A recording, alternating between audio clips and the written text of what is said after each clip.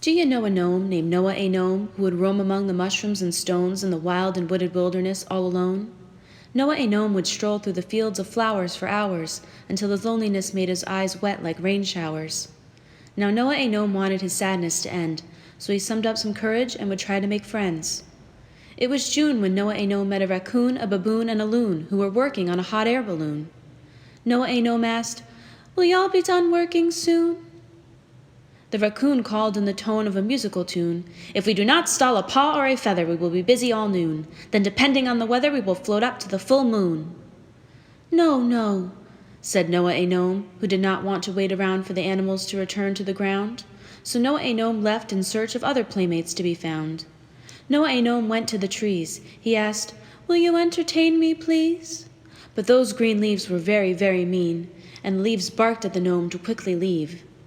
Then Noah A Gnome tried to befriend a duck, but there he didn't have any more luck. While chasing the gnome down the dirt track, the honking duck gave out a loud quack. That duck followed the gnome through the forest and back, because a gnome was that duck's most favorite snack.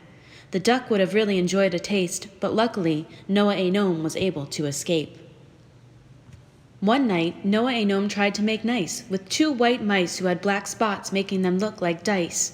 He offered the mice some tangy tangerine tea and some sugar and spice, but the mice had hearts as cold as ice. The mice refused the gnome hastily by saying, "Go, go, just let us be, just let us be," because, you see, those mice tell all they say in two ways, twice or doubly. Then Noah A Gnome stumbled upon a great hut that always kept its front door shut. You should know it was the home of a great wizard named Alistair Grimstone, who everyone knew loved to be left alone. You see, he was in the tragic habit of performing magic, which could lead to danger if you brought Alistair to anger. The elderly enchanter never had any visitors, for if you were an intruder, the wizard's response couldn't be ruder. If you tried to sneak into the magician's forbidden lair, he'd probably turn into a purple-haired polar bear just to give you a serious scare. Noah A Gnome had heard the warnings about the wizard with the wand and the pointed cap, though Noah A Gnome didn't care about all that. But as Noah A Gnome went to the door to give it a tap, he flew into the air as he was hung up by a trap.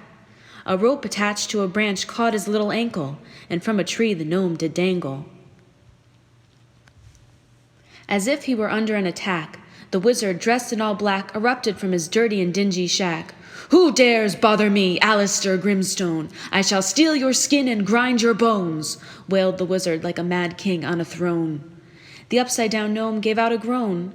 "I just wanted a friend who enjoys playing," was all Noah A Gnome managed on saying.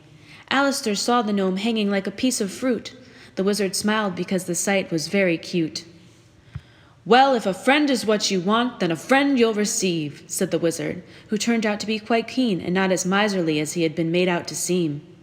Alistair Grimstone's red eyes did gleam as he helped the gnome down from the tree. Then the wizard graciously invited the gnome to a bit of tea. Noah A Gnome went into the hut and couldn't believe what he did see. The place was so cozy that he would never want to leave. That's how the wizard and the gnome became friends. Their love and friendship were so strong it would never break or bend. And if one ever needed the other, there was always a hand to lend. So that is that. This story's a wrap. Until it's read again, I say, the end.